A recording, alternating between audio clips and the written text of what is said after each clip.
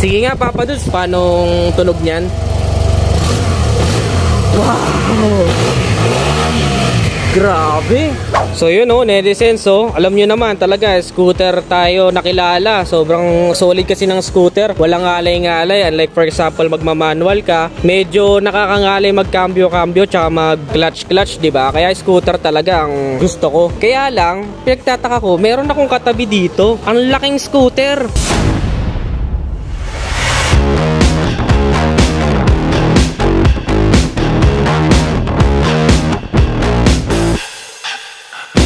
Ay ano? Wow! Ay, ito pala si Papa Dudes, Papa Dudes!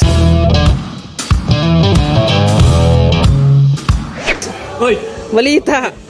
Walas to. Mula nabibilib ako dito kasi ako, kilala ako sa mga scooter na pagre-review. Nabilib ako, scooter ba yan? Oo! Scooter din yan? Automatic? Scooter na flagship ni Yamaha. Flagship? Oo. Ilang cc yan? 530cc. 530? Ibig sabihin, expressway legal yan?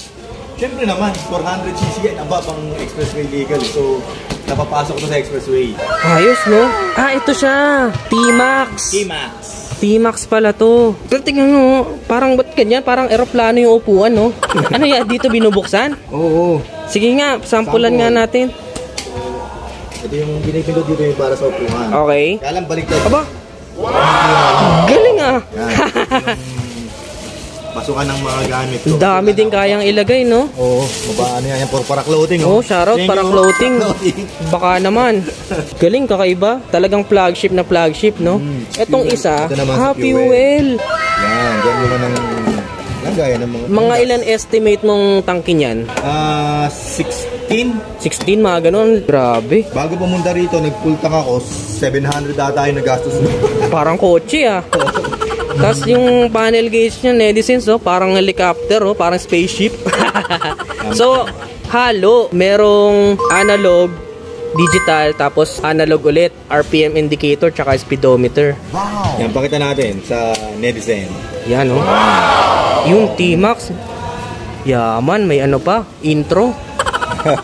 Orasan yan, no? Orasan. Tas odometer, ayun, oh. Ganda, oh. Check natin yung unahan.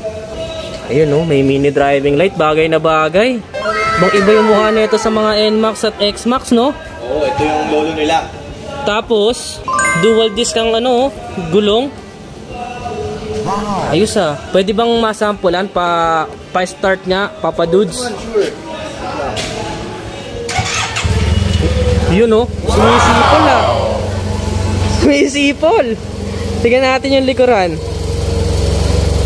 Ayos, ah. Ano to? Nakalabas yung ano niya? Yung belt. Yung belt? Yan ang ano na yung T-Max nakalabas. Nakalabas ang belt, no? Tapos ang laki din ng disc. Ayan, oh. Panalo, tambucho. Stock pa yan. Stock pa yan, ha? Wow. Yung taillight. Ganda ng taillight, oh. Signal, signal. Wow! Sige nga, Papa Dudes. Gusto namin marinig yung scooter na ganyang kalaki kung paano tunog niyan. Wow! Grabe! Grabe yun. Scooter na scooter pa rin yung tunog niya, pero halata mong premium, malaki, no? Flagship talaga. Papa Dudes, siyempre may mga nako-curious. Nasa magkano ba range kung nangangarap kami ng mga ganyang motor?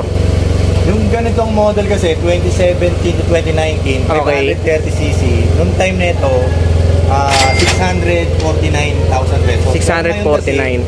2020, Okay. bago na nag-upgrade na si Yamaha T-Max, 560cc na. Oh, okay. Yung bagong T-Max. Yung bago. Mabibili siya sa halagang 699 pesos na. 699. Grabe, no? 50,000 pesos yung tinaas. May additional siyang 30cc. Kasi nga, 530cc to. Yung Okay. bago, 560cc. Okay. Ayos, ah. Salamat, Papa Dudes, ha. Nagkaroon kami ng idea na ganyan pala itsura ng T-Max. Well, syempre. Thank you. No problem. Last na, Papa Dudes, may advice ka ba? Kasi kami mga nangangarap. Anong ma-advise mo, real quick, kung paano kami makakabili ng ganyan? Tuloy nyo lang yung pangarap nyo, syempre. At yung pangarap nyo, syempre, lalagyan nyo ng, ano yan, ng gawa sa kilos. Hindi pwede puro pangarap lang. Hindi nyo makakamit kung puro pangarap lang. Yung pangarap nyo, samahan nyo ng kilos.